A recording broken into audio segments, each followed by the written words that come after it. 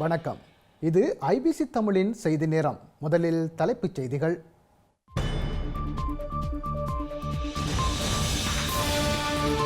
இந்தியாவிற்காக காணி சுவீகரிப்பதற்கு திருமலையில் மக்கள் எதிர்ப்பு. விவசாய காணிகளை கையகப்படுத்தக் கூடாது எனவும் கோரிக்கை. வெளிநாட்டிற்கு புலம்பெயரும் திட்டமில்லை. அரசியல் எதிரிகள் பொய் பிரச்சாரம் செய்வதாக மைத்ரி குற்றச்சாட்டு.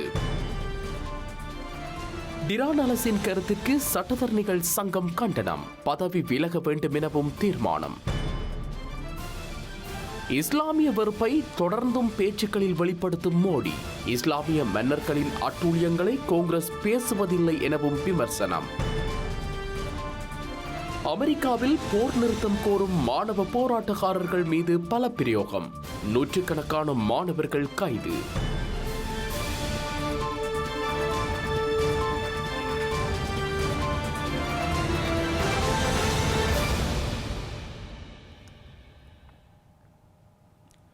திருகோணமலை முத்துநகர் பகுதியில் விவசாய காணிகளை சுவீகரித்து இந்தியாவுக்கு வழங்குவதற்கு எதிர்ப்பு தெரிவித்து பிரதேச மக்களால் இன்று கவனஈர்ப்பு போராட்டம் ஒன்று முன்னெடுக்கப்பட்டுள்ளது. இந்த காணிகளை அந்நிய நாடுகளுக்கு விற்பனை செய்வதை தடுத்து நிறுத்தி தமது விவசாய காணிகளுக்கான உரிமை பத்திரங்களை வழங்க வேண்டும் எனவும் போராட்டத்தில் ஈடுபட்ட மக்கள் கோரிக்கை விடுத்துள்ளனர். திருகோணமலை பட்டினமும் சூழலும் பிரதேச செயலக பிரிவுக்குட்பட்ட முத்துநகர் பகுதியில் கடந்த 1972 ஆண்டு ஏஎல் அப்துல் மஜீத்தின் முயற்சியால் முத்துநகர் பகுதியில் மக்கள் குடியேற்றம் செய்யப்பட்டனர். எனினும் 1984 ஆண்டு ஐக்கிய தேசிய கட்சி ஆட்சியில் இந்த காணிகளை ஸ்ரீலங்கா துறைமுக அதிகார சபைக்கு வழங்கும் வகையில் அப்போதைய துறைமுக அமைச்சராக இருந்த லலிதா துலமுதலினால் வர்த்தமானி அறிவித்தல் வெளியிடப்பட்டிருந்தது. இந்த நிலையில் தற்போது ஸ்ரீலங்கா துறைமுக அதிகார சபையினர் இந்த மக்களின் காணிகளை இந்தியாவிற்கு தாரை வார்க்க முயற்சிப்பதாக மீள்குடியேற்றப்பட்ட மக்கள் குற்றம் சாட்டியுள்ளனர். இந்த நடவடிக்கையை அரசாங்கம் தடுத்து நிறுத்தி காணிகளுக்கான உரிமை பத்திரங்களை வழங்க வேண்டும் எனவும் விவசாய குளங்கள் புனரமைக்கப்பட வேண்டும் எனவும் வலியுறுத்தி பிரதேச மக்கள் இன்று கவனஈர்ப்பு போராட்டம் ஒன்றை மேற்கொண்டுள்ளனர். அத்துடன் துறைமுக அதிகார சபையினர் தம்மை அச்சுறுத்துவதாகவும் போராட்டத்தில் ஈடுபட்ட மக்கள் கவலை வெளியிட்டுள்ளனர். அந்த பகுதியில் உள்ள 3 விவசாய குளங்கள் மற்றும் 788 விவசாய நிலங்களை நம்பி 200 குடும்பங்களைச் சேர்ந்த மக்கள் தங்களின் அன்றாட ஜீவனோபாயமாக விவசாயத்தை மேற்கொண்டு வருவதாகவும் போராட்டத்தில் ஈடுபட்ட மக்கள் சுட்டிக்காட்டியுள்ளனர். விற்காதே விற்காதே காணிகளை விற்காதே, விவசாய நிலங்களை மீட்டுத்தாள், நாட்டின் முதுகெலும்பு விவசாயம், துறைமுக அதிகார சபையே விவசாய காணிகளை அபகரிக்காதே, காணி உறுத்து வடிவங்களை வழங்கு போன்ற வாசகங்களை உள்ளடக்கிய பதாகைகளை ஏந்தியவாறு மக்கள் இந்த போராட்டத்தை முன்னெடுத்தனர். குறித்த பிரச்சினைக்கு உரிய அதிகாரிகள் உரிய தீர்வை பெற்றுத்தர முன்வர வேண்டும் எனவும் போராட்டத்தில் ஈடுபட்ட மக்கள் கோரிக்கை விடுத்துள்ளனர். இந்த பிரதேசத்திலே விவசாயிகளாக ஏழை விவசாயிகளாக வாழக்கூடிய அந்த மக்களுக்கு இன்று வரைக்கும் எந்த ஒரு அதிகாரமும் உரிமையும் கிடைக்காமல் இருக்கின்றது. எனவே தற்போதுள்ள அரசு இந்த ஏழை விவசாயிகளுடைய நிலங்களை பறித்து அந்நிய முதலாளிகளுக்கு விற்கக்கூடிய ஒரு காலகட்டத்தில் ஒரு துர்ப்பாக்கிய ஒரு நிலையில் நாங்கள் இந்த மக்கள் இருக்கின்றார்கள். எனவே ஒரு நாட்டிலே விவசாயி வாழ்கின்றான் என்றால் அந்த நாடு வாழ்கின்றது, வளர்கின்றது என்று அர்த்தம். ஒரு நாட்டிலே மற்றவர்களுக்கு சோறு போடக்கூடிய விவசாயிக்கே சாப்பிட வழியில்லாத நிலை ஏற்படும் என்றால் அந்த நாடு எவ்வாறு இருக்கின்றது என்பதை நீங்கள் அறிந்து கொள்ளுங்கள். இந்த திருவோணமலை மாவட்டத்திலே முத்துநகர் என்ற பிரதேசத்திலே பல நிறுவனங்களாகிய பூதங்கள் இந்த ஏழை விவசாயிகளின் காணிகளை விழுங்கி ஏப்பமிடுவதற்கு நாங்கள் விடமாட்டோம். எனவே நான் உங்களிடம் மிகவும் தாழ்மையாக கேட்டுக்கொள்கின்றேன், இந்த பிரதேசத்திலே இருக்கக்கூடிய மக்களுக்கு இந்த காணிகளை விடுவித்து அவர்களுக்கான உங்களுடைய உரிமைய ஒப்பு வெடசட்டான கீழ் அவர்களுக்கு உறுதி வழங்குமாறு மிகவும் தாழ்மையுடன் கேட்டுக்கொள்கின்றேன். இலங்கையில் யுத்தம் இடம்பெற்ற காலப்பகுதியில் தெருவழியரங்க நாடகங்களின் நெறியாளராகவும் அரங்காற்றுகையாளராகவும் பெயர் பெற்று விளங்கிய பாலா மாஸ்டர் என அழைக்கப்படும் சரவணை பாலசிங்கத்தின் 2ஆம் ஆண்டு நினைவு தினம் இன்று யாழ் உரும்புரா இந்து கல்லூரியில் கடைபிடிக்கப்பட்டுள்ளது. யாழ்ப்பாணம் இருபாலை உதயதாரகை கிராமத்தில் பிறந்த பாலசிங்கம் கிராமிய உழைப்பாளர் சங்கத்தின் நிறுவனர்களில் ஒருவராக இருந்து பல கிராமங்களிலும் ஒடுக்கப்பட்ட மக்களின் மேம்பாட்டிற்காக உழைத்ததோடு பல போராட்டங்களிலும் பங்கேற்றார். சமூகத்தில் கருத்தியல் தாக்கத்தை ஏற்படுத்துவதற்காக நாடகத்துறையை அவர் தேர்ந்தெடுத்திருந்தார். அவரது வீதி நாடகங்கள் தமிழ் மக்களின் உரிமைகள் மற்றும் ஸ்ரீலங்கா பேரினவாத அரசு மற்றும் இராணுவ ஒடுக்குமுறைகளை வெளிப்படுத்துவதாகவும் காணப்பட்டுள்ளது. அத்துடன் அவரது நாடகங்கள் Swiss, France, German, Denmark, Norway, Sweden, Holland ஆகிய புலம்பெயர் பிரதேசங்களில் அரங்கேற்றப்பட்டுள்ளது. இவ்வாறான நிலையில் பாலா மாஸ்டர் என அழைக்கப்படும் சரமணி பாலசிங்கத்தின் 2ஆம் ஆண்டு நினைவு இன்று யாழ்ப்பாணம் உரும்பராய் இந்து கல்லூரியில் நடைபெற்றது. இதன்போது அஞ்சலி உரைகளும் விசேட சிறப்புரைகளும் இடம்பெற்றன. அத்துடன் சத்திரிய தர்மம் நாடகங்களும் இதன்போது மேடையேற்றப்பட்டுள்ளன. புகலிட நாடுகளில் தமிழ் மக்களின் சந்ததிக்கு கல்வி பணியாற்றி வரும் அமைப்புகளில் ஒன்றான பிரான்ஸ் தமிழர் கல்வி மேம்பாட்டு பேரவையின் பட்டமளிப்பு விழா நேற்று பாரிஸின் புறநகர் பகுதியான செவனிலுத்த நகரில் சிறப்பாக நடைபெற்றிருந்தது. நாங்கள் தொலைத்து விட்டோம் என்றால் ஒரு இனம் இருந்ததற்கான இருப்பை தொலைத்ததற்கு நிகராகும். அந்த வகையில் இந்த புலம்பெயர் தேசத்தில் எங்களுடைய தமிழ் மொழியை, அதன் தனித்துவத்தை, அதன் பெருமையை தாங்கிச் சென்று அதனுடைய உச்சங்களை தொடுகின்ற பொழுது அவர்கள் அடைகின்ற அடைவு மட்டங்களுக்கு பெருமிதம் சேர்க்கின்ற வகையிலே இன்றைய நிகழ்வு தரங்கிலே இடம்பெற காத்திருக்கின்றது. Un large spectre allant des mathématiques à la linguistique, à l'indologie, avec un intérêt particulièrement marqué pour la langue tamoule.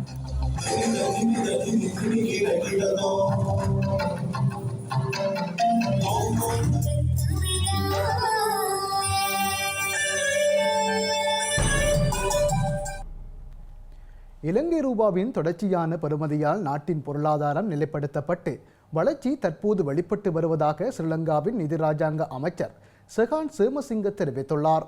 கடந்த 2022ஆம் ஆண்டு ஏற்பட்ட பொருளாதார சுருக்கத்துக்கு பின்னர் நாட்டின் பொருளாதாரம் வளர்ச்சி பாதைக்கு திரும்பியதாகவும் ராஜாங்க அமைச்சர் சுட்டிக்காட்டியுள்ளார்.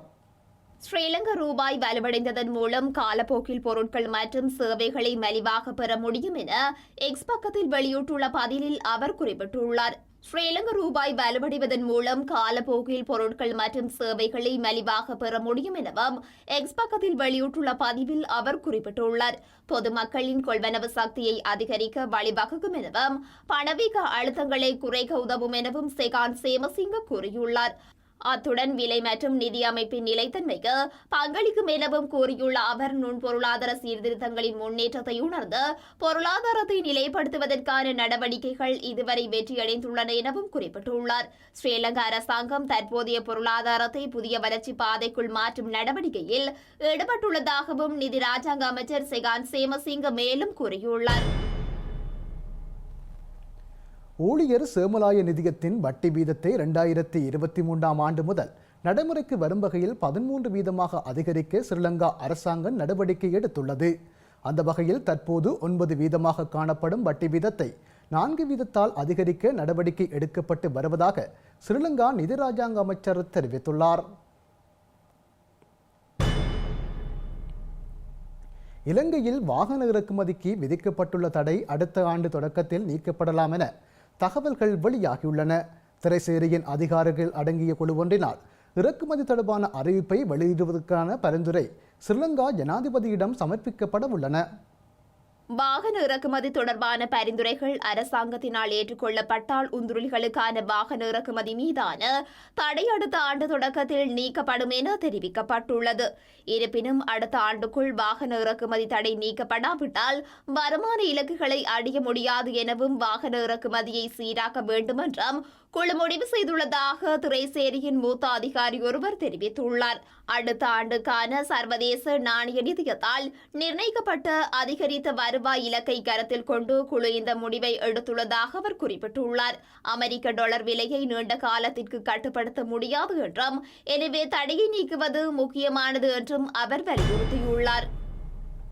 ஸ்ரீலங்காவிற்கான இந்திய உயர்ஸ்தானிகர் சந்தோஷ் ஜா ஸ்ரீலங்காவின் மின்சக்தி மற்றும் எரிசக்தி அமைச்சர் காஞ்சன விஜயசேகரவை சந்தித்து கலந்துரையாடியுள்ளார். மின்சக்தி மற்றும் எரிசக்தி துறையில் 2 நாடுகளுக்கும் பரஸ்பரம் நன்மை பயக்கும் பல்வேறு திட்டங்கள் குறித்து கலந்துரையாடியதாக ஸ்ரீலங்காவிற்கான இந்திய உயர்ஸ்தானிகர் அலுவலகம் தெரிவித்துள்ளது. இதேவேளை நேற்று முன்தினம் ஸ்ரீலங்கா பொதுஜன பெரமுனவின் நிறுவனரான பசில் ராஜபக்சவையும் சந்தோஷ் ஜா சந்தித்து கலந்துரையாடியிருந்தார்.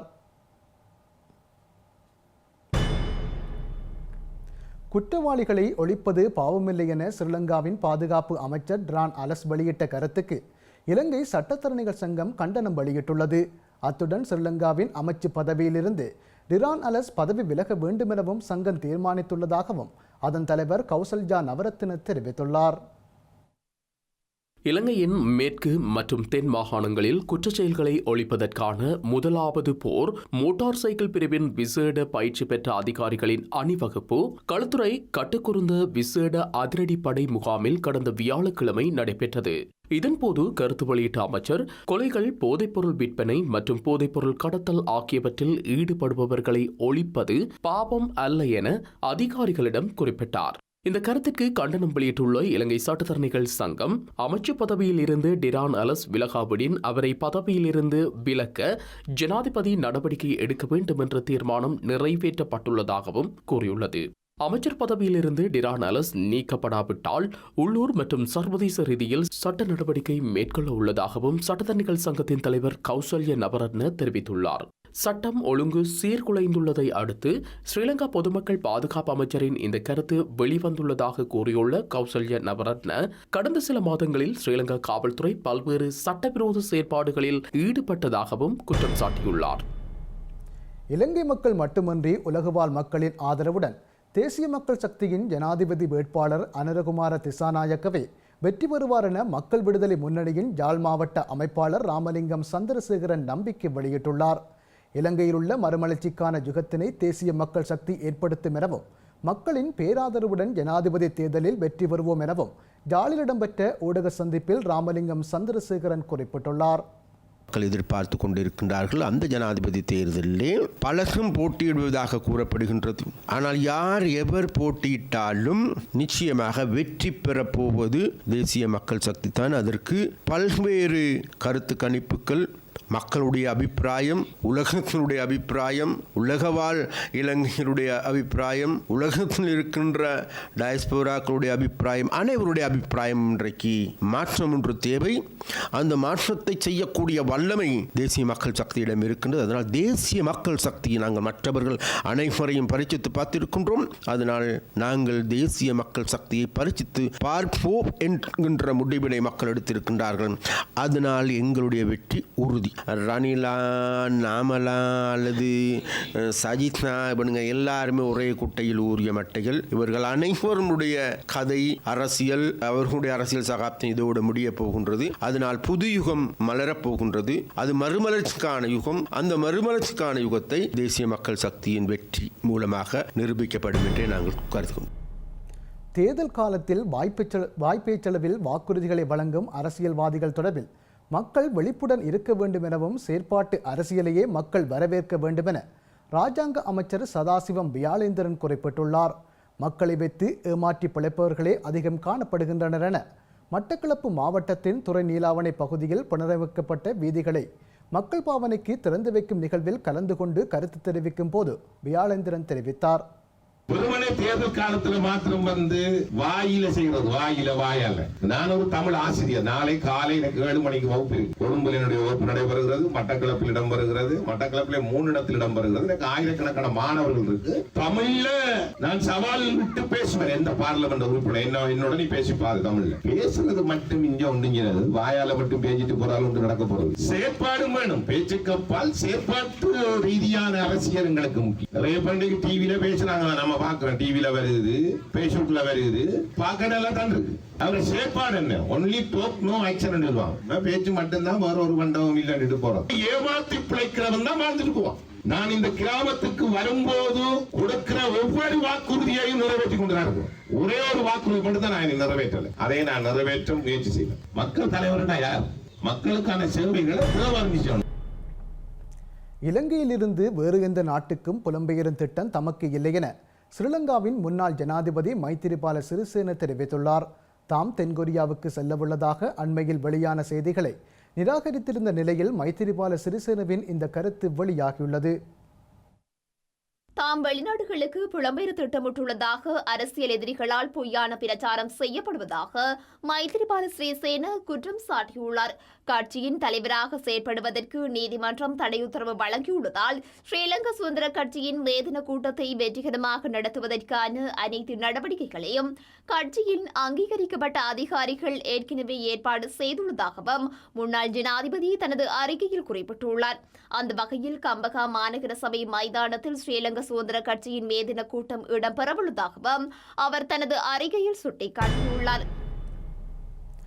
வடமாகாணத்தில் கடமையாற்றுகின்ற அபிவிருத்தி உத்தியோகத்தர்களால் பல்வேறு கோரிக்கைகளை முன்வைத்து எதிர்வரும் 29ஆம் தேதி நாடு தழுவிய ரீதியில் தொழிற்சங்க போராட்டம் ஒன்று முன்னெடுக்கப்படவுள்ளதாக வடமாகாண அபிவிருத்தி உத்தியோகத்தர்கள் சங்கம் தெரிவித்துள்ளது.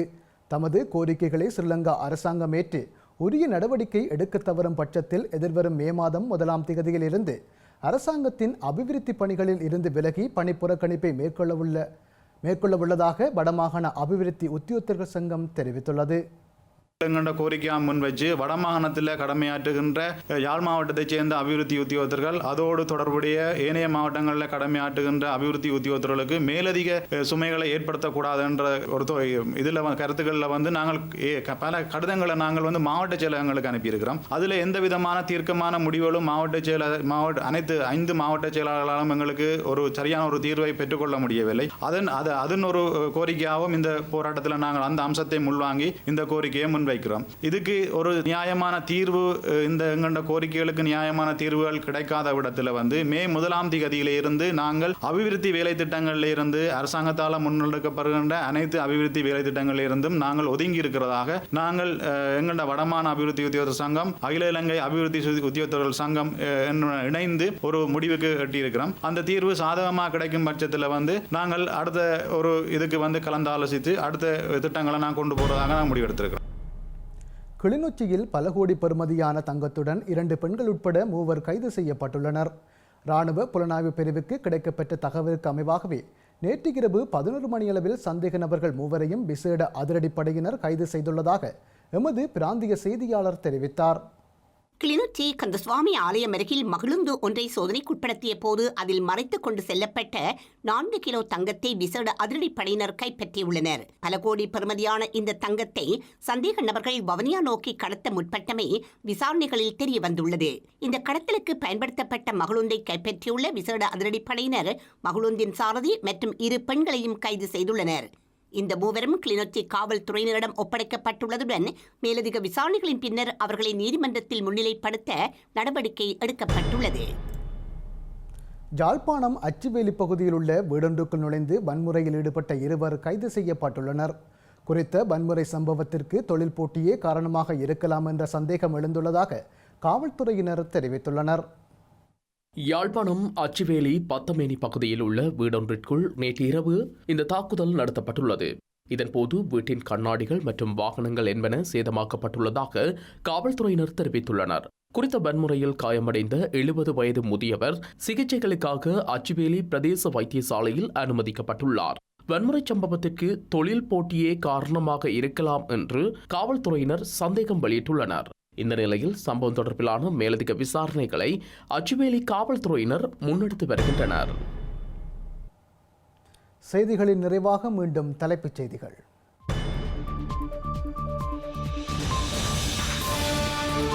இந்தியாவிற்காக காணி சுவீகரிப்பதற்கு திருமலையில் மக்கள் எதிர்ப்பு. விவசாய காணிகளை கையகப்படுத்தக்கூடாது எனவும் கோரிக்கை. வெளிநாட்டிற்கு புலம்பெயரும் திட்டமில்லை. அரசியல் எதிரிகள் பொய் பிரச்சாரம் செய்வதாக மைத்ரி குற்றச்சாட்டு. டிரான் அலசின் கருத்துக்கு சட்டத்தரணிகள் சங்கம் கண்டனம். பதவி விலக வேண்டும் எனவும் தீர்மானம். இஸ்லாமிய வெறுப்பை தொடர்ந்தும் பேச்சுக்களில் வெளிப்படுத்தும் மோடி. இஸ்லாமிய மன்னர்களின் அட்டூழியங்களை காங்கிரஸ் பேசுவதில்லை எனவும் விமர்சனம். அமெரிக்காவில் போர் நிறுத்தம் கோரும் மாணவ போராட்டக்காரர்கள் மீது பல பிரயோகம். நூற்றுக்கணக்கான மாணவர்கள் கைது.